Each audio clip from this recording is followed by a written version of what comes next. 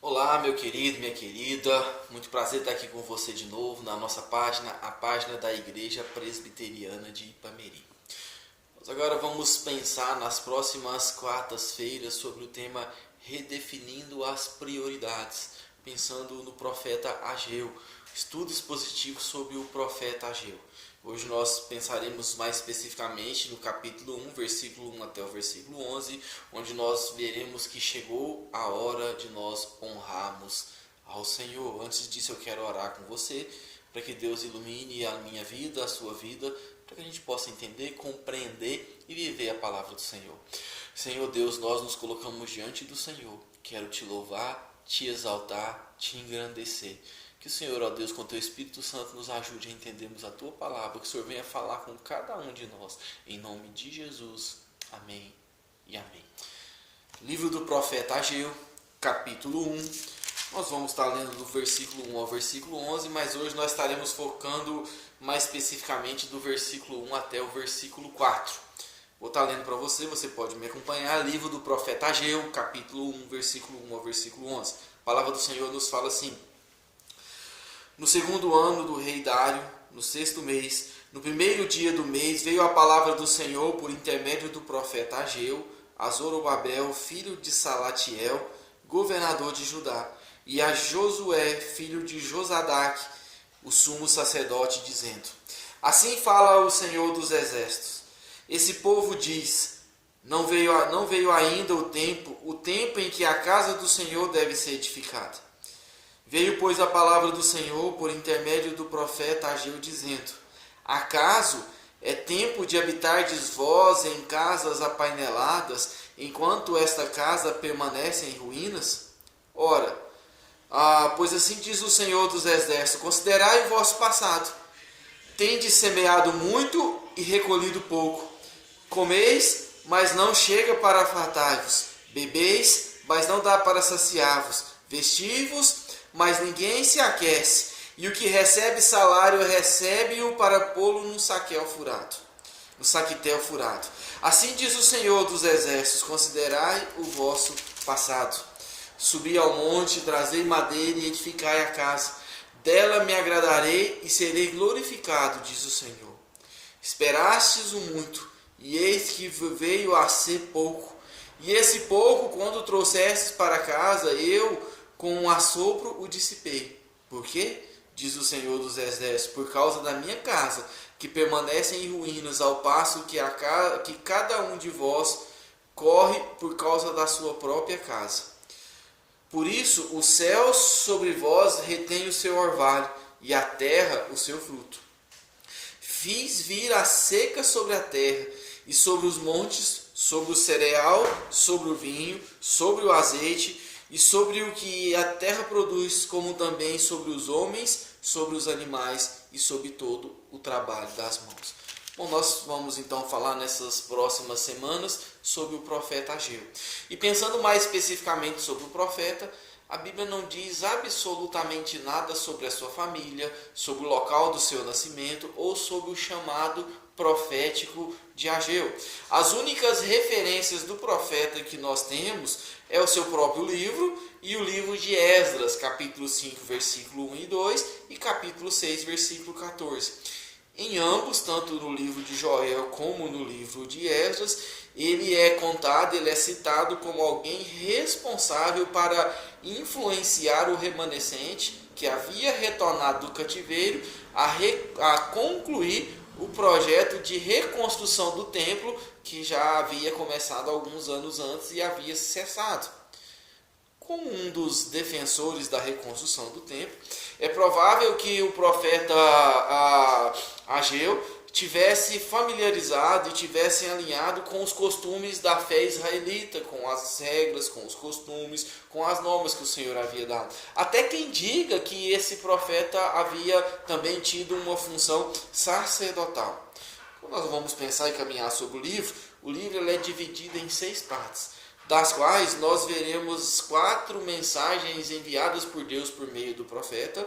Nós veremos a resposta do povo com relação à reedificação do templo, e também nós veremos algumas promessas messiânicas que é feita nesse livro.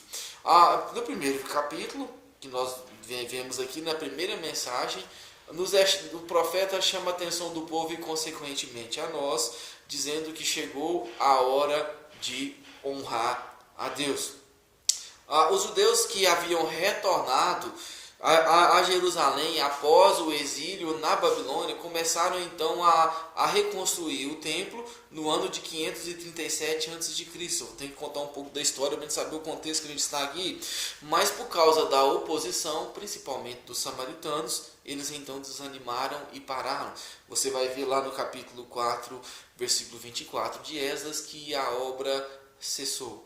Foi quando começou então um pouco mais à frente, alguns anos à frente, a carreira profética de Ageu, que começou no ano de 520. E ele então desafiou a decisão deles de pararem de construir a casa de Deus. E eles então ele o incentivou, os exortou e falou diretamente de Deus para que eles continuassem a construir as casas do Senhor e não ficassem apenas olhando para si e construindo as suas próprias casas. Pelo menos em 2 versículos aqui você vê Deus falando que eles estavam construindo casas apaineladas, enquanto a casa de Deus estava em ruínas. E depois você vê Deus falando para eles, mas no final, que eles então estavam passando por todas aquelas dificuldades, porque eles estavam simplesmente olhando para a sua própria casa.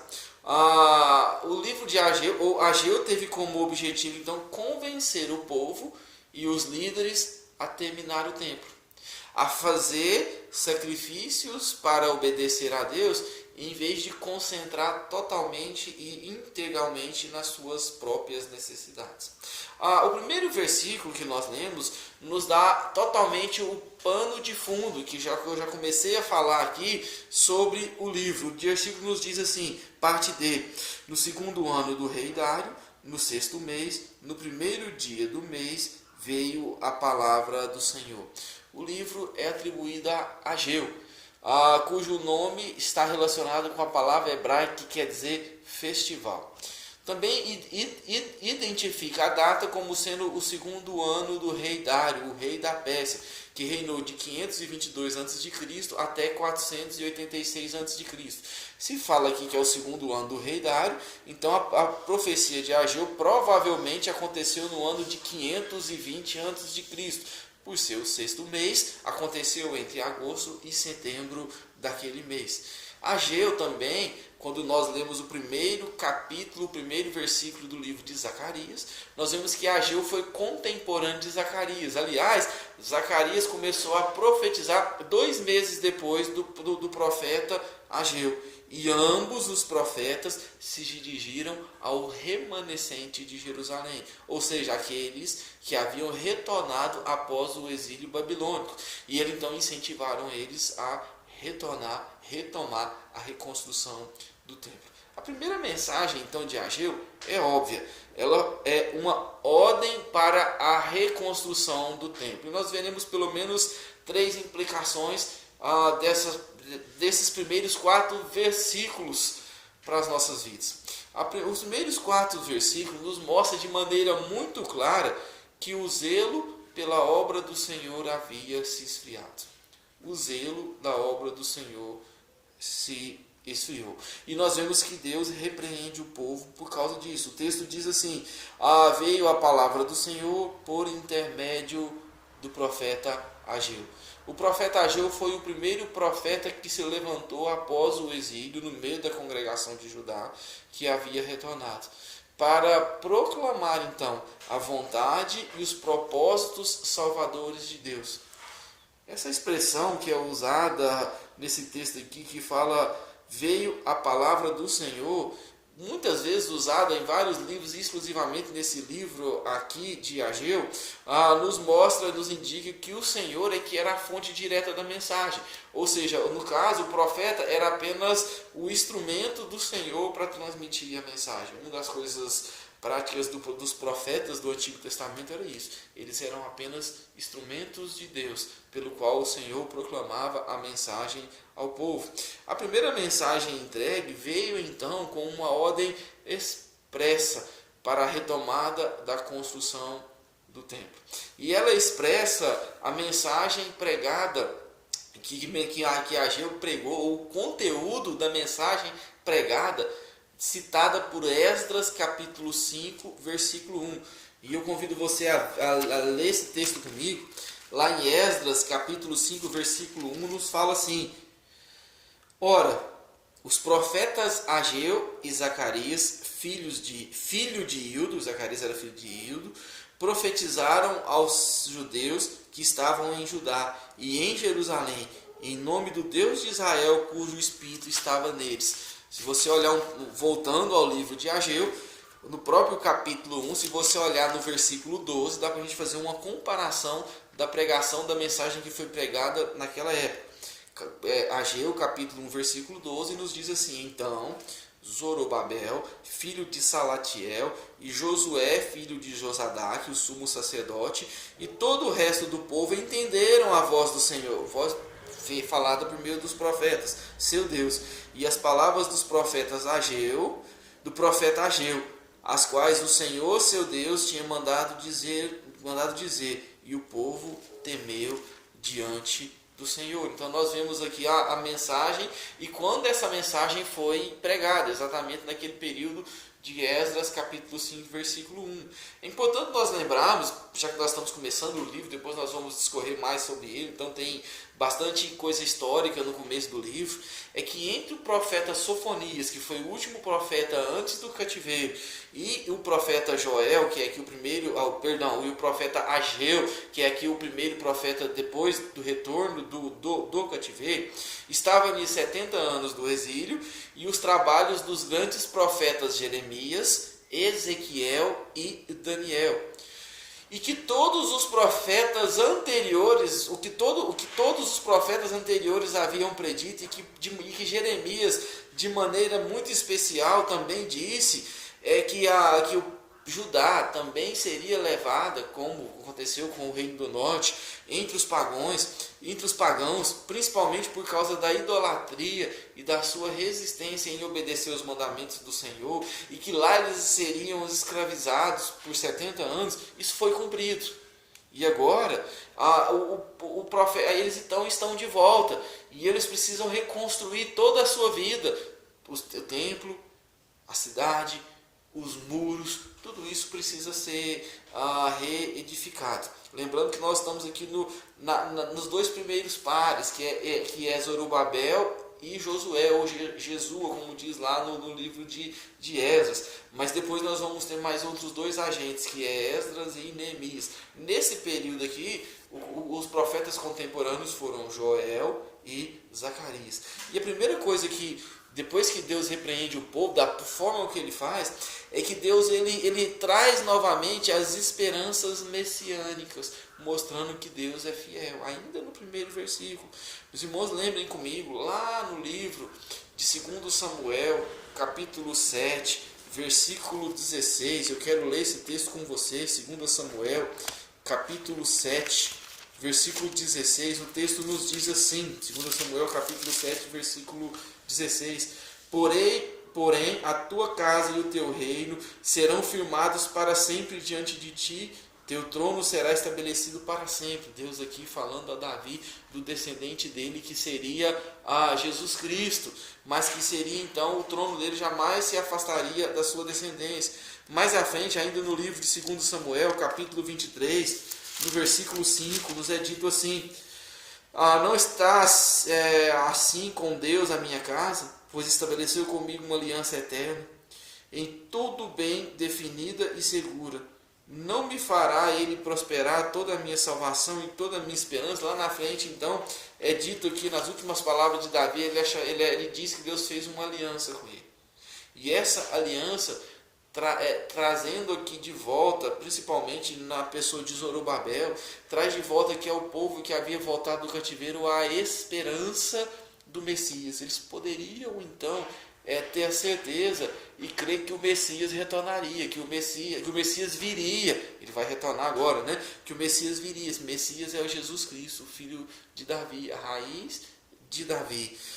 Ele então mostra agora, né, depois dos 70 anos dos quais a terra de Judá deveria ser assolada e a nação deveria servir a Babilônia, isso agora passou. Segundo a profecia de Jeremias, capítulo 25, versículo 11. A Babilônia caiu diante da Pérsia. E Ciro então deu a permissão para que os judeus voltassem à sua própria terra e ordenou que o templo fosse reconstruído. Se você reler novamente, inclusive tem uma exposição na escola dominical desse texto, do retorno ali dos primeiros exilados, segundo Crônicas, capítulo 36, versículo 22 e 23, onde nos é narrado o édito de Ciro, que ele diz que o Senhor escolheu ele para reedificar o templo dele que está em Jerusalém. Então, voltou ali, eles poderiam voltar ali para a sua terra. Então, aquilo havia parado, como eu disse, e a mensagem de Ageu foi aqui diretamente dirigida primeiramente a esse agente messiânico que era Zorobabel. O texto do versículo 1 nos fala assim, por intermédio do profeta Ageu, a quem? A Zorobabel, filho de Salatiel, governador de Judá. Esse que era descendente de Davi. E também a Josué, o sumo sacerdote, Josadac, o filho do sacerdote. E aí ele diz a mensagem. O que mostra que, lembrando todos aqueles ritos e todas aquelas ordenanças de Moisés. Lembrando o povo das suas ordenanças. Bom, chegando lá, em Jerusalém, depois que essa primeira leva dos exilados voltaram, eles então restauraram as ofertas queimadas ao Senhor no 7º mês e restabeleceram o culto de sacrifício prescrito na lei. Os irmãos lembrem que foi reedificado o altar, e uma vez reedificado o altar, todas aquelas ordenanças de Moisés poderiam ser refeitas, poderiam continuar sendo feitas, o sacrifício poderia ser feito. Sendo feito o sacrifício, a esperança messiânica era restaurada, porque os pecados poderiam ser perdoados, poderiam ser levadas ofertas, poderiam ser oferecido todo aquele culto. O culto estava sendo restabelecido. E até então, haviam sido feitos preparativos para a reconstrução do templo, que no 2º mês do reinado de Zorobabel, colocou então os alicerces para a construção do templo. Acontece que eles mal começaram quando os samaritanos quiseram participar da construção. Chamaram eles, quiseram também servir ao mesmo Deus e queriam participar da construção. E aconteceu que, os filhos deles então resolveram rejeitar. Os líderes de Judá rejeitaram as ofertas dos samaritanos. E a partir daí então, eles começaram, os samaritanos e alguns outros, a se oporem à obra da casa do Senhor. Começaram a fazer várias acusações, a reedificação da obra, até que a obra cessou. E o profeta aqui levanta então, depois desse período, para sacudir o povo e motivar, ajudar a retornar à obra. Uma segunda coisa que nós vemos aqui, além de a terceira coisa, aliás, a primeira coisa, Deus chamou a atenção do povo. A segunda coisa, Deus lembrou o povo da profeta, da esperança messiânica. E a terceira coisa é que o Deus chama o povo à responsabilidade. Agora, falando diretamente ao povo, se no versículo 1 ele então fala que aos líderes, ao sacerdote e ao governador, agora ele começa falando aqui no versículo 2 diretamente ao povo. E ele diz assim: assim fala o Senhor dos Exércitos, esse povo diz, não veio ainda o tempo em que a casa do Senhor deva ser edificada. Bom, já haviam se passado 16 anos desde a edificação da pedra fundamental. E o que fica claro aqui é que o zelo pela edificação da casa do Senhor esfriou. Eles cederam à pressão, se acanharam, pararam de construir a casa do Senhor, começaram a cuidar das suas próprias vidas, começaram a edificar suas próprias casas, e o zelo pelo Senhor, pela obra do Senhor, o zelo pela reconstrução da casa do Senhor, aonde iriam ser oferecidos os sacrifícios e a vida devocional de toda a nação voltaria, então se esfriou por completo. a lentidão, essa lentidão de 16 anos, a procrastinação, inclusive o próprio egoísmo de estar cuidando da sua própria vida e esquecendo totalmente da vida que eles tinham com o Senhor, mostravam que eles não estavam agindo como um povo de Deus. E isso é interessante, porque nós vemos em vários lugares da Bíblia Deus chamando o povo como o meu povo. Mas nesse versículo aqui ele diz assim, este povo. Mostrando que de fato houve uma inversão das prioridades. E que Deus estava condenando essa inversão das prioridades. Não é verdade que a Bíblia diz que nós temos que buscar em primeiro lugar o reino de Deus, a sua justiça e todas as outras coisas nos serão acrescentadas? Não é verdade que a Bíblia fala que nós temos que ter Deus em primeiro lugar nas nossas vidas? Não é verdade que nós temos que amar o Senhor acima de todas as coisas? Pois é, o povo havia se desviado disso. Isso fica um alerta para as nossas vidas. Às vezes nós nos desviamos disso. Às vezes nós largamos a obra do Senhor, largamos a nossa vida com Deus e começamos a fazer outras coisas. E começamos a cuidar das nossas vidas. Não que isso seja errado, mas colocar o Senhor em segundo plano nas nossas vidas é um erro fatal. Eis os motivos eis aqui comigo o motivo da repreensão. Versículo 4. Versículo 3, então, ele fala que está falando ao Senhor. E o versículo 4 ele fala assim: acaso é tempo de habitardes vós em casas apaineladas, enquanto esta casa permanece em ruínas? Gente, o povo abandonou a obra do Senhor e começou então a cuidar da sua própria vida, a cuidar das suas próprias necessidades e ficar confortável na terra dos seus pais.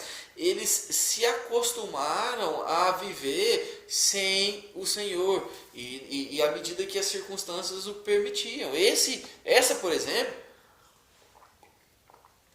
é uma grande dificuldade, um alerta que nós temos que ter no tempo que nós estamos vivendo, já que nem todos estão podendo ir na igreja, já que nem todos estão podendo cultuar o Senhor e ter comunhão com os irmãos, e nós temos pelo menos 2 riscos iminentes aí. Um deles é das pessoas acostumarem com os cultos pela internet, e depois quando as coisas na igreja retornarem, para que eu preciso ir na igreja se eu tenho o culto que o pastor está falando ali na internet, se eu tenho uma gama enorme de pastores falando aquilo que eu quero ouvir, o que eu não quero ouvir, o livro que eu quero aprender, o livro que eu não quero aprender? Esse é um risco que nós corremos. O outro risco que nós corremos é o risco de nós nos acostumarmos sem a obra do Senhor. Há quem diz que quando chega na segunda-feira e ele não vai cultuar o Senhor no domingo ali juntamente com os demais irmãos, é como se não tivesse a semana não tivesse acabado. Pois bem, mas quando nós ficamos 1 semana, 2 semanas, 3 semanas, 1 mês, 2 meses, 3 meses, nós nos acostumamos com aquilo. O texto nos diz aqui que eles estavam com suas casas apaineladas e que a obra do Senhor estava em ruínas. Muitas casas dos israelitas foram decoradas com painéis de madeiras ornamentados. E que mal há nisso? Nenhum.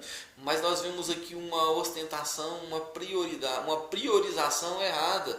No entanto, que lá na frente nós vemos Deus condenando isso, dizendo: olha, vocês estão achando que estão bem, mas vocês estão passando uma dificuldade danada. A palavra aqui usada para apainelada é aquela mesma que se refere ao interior opulento da casa de Salomão. Eles estavam fazendo para se vangloriar, para se ter uma opulência com relação a isso. A expressão, enquanto esta casa está em ruína, no versículo 4, mostra que as prioridades da nação foram mal colocadas. As pessoas se acostumaram a decorar suas casas em vez de reconstruir o templo. Houve então uma dicotomia e uma inversão de valores, onde as pessoas se acostumaram, passaram a gostar da sua vida sem Deus, sem a sua devoção, e isso era mais importante do que ter Deus no seu coração. Sabe o que isso reduz para as nossas vidas? Quantas vezes pessoas após pessoas acostumam a tocar sua vida sem Deus, tomarem suas decisões sem Deus, a fazerem as coisas sem precisarem do Senhor, a andarem por caminhos sem o Senhor. E isso então lhes traz um problema muito grande, porque fazem com que elas aprendam a viver totalmente sem o Senhor. Certamente eles já haviam até se esquecido, e nós vemos isso porque depois a ordem que Artaxerxes dá a Esdras é que ele também ensinasse a palavra do Senhor àqueles que haviam esquecido. Certamente eles haviam se esquecido do mandamento do Senhor. Deuteronômio 6, versículo 5. Amarás, pois, o Senhor teu Deus de todo o coração e de toda a tua alma e de toda a tua força. Certamente nós vemos isso depois traduzido para nós no Novo Testamento, Mateus 6,33. Buscai, pois, em primeiro lugar o reino de Deus e a sua justiça, e as demais coisas vos serão acrescentadas. Nós veremos que o povo estava trabalhando, mas era como se fosse para colocar num saquetel furado. Estavam colhendo, mas mal dava para comer. Estava trabalhando, mas numa fadiga terrível. Por quê? Por causa da falsa priorização. Nós estamos chegando ao final, nós temos que pensar um pouco em implicações nas nossas vidas. Alguns comentaristas dizem que parte desse esfriamento dos judeus tem a ver com a motivação que os levou da Babilônia até Jerusalém. Segundo eles, havia um número considerável de homens que retornaram não nas esperanças e na sua fé viva do Senhor, mas na esperança de propriedade, conforto e prosperidade na terra de seus pais. É passível, é verdade. É verdade que o caráter pecador do homem pode levar muitas vezes a servirem a Deus por motivos que não são santos, por motivos escusos, por motivos pessoais e egoístas, e isso é verdade. Por outro lado, como bem enfatizou o comentarista Wiersbe, muitos começaram com motivações corretas, mas acabaram invertendo a ordem das prioridades na sua vida por causa dos acontecimentos que vieram, eles se afastaram do Senhor. E é evidente que muitos de Judá seguiram esse caminho. Quando veio a oposição, quando veio a luta, eles se acanharam. Não, ainda não é tempo. Quando for da vontade do Senhor, Ele é soberano.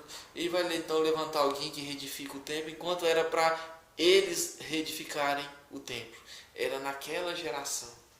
E eu quero chamar a minha atenção e a sua atenção para isso.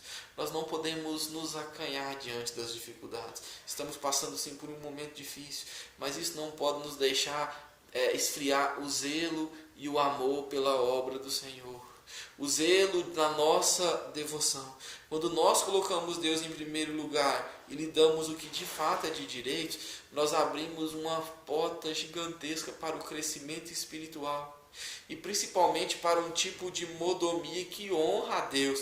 Quando os nossos bens honram a Deus, quando a nossa vida honra a Deus, como os nossos talentos honram a Deus, como aquilo que nós somos honram a Deus. Esse povo foi repreendido pelo profeta. Infelizmente, um tempo depois eles se perderam. Um século depois, o profeta Malaquias vem acusando o povo de roubar a Deus e não dar ao Senhor aquilo que era dele. E então, eles deixaram de desfrutar das bênçãos de Deus para a sua vida. E nós precisamos disso hoje. Nós precisamos disso nesse momento. Muitas vezes você pode não estar podendo ir na igreja, mas você pode ouvir uma mensagem.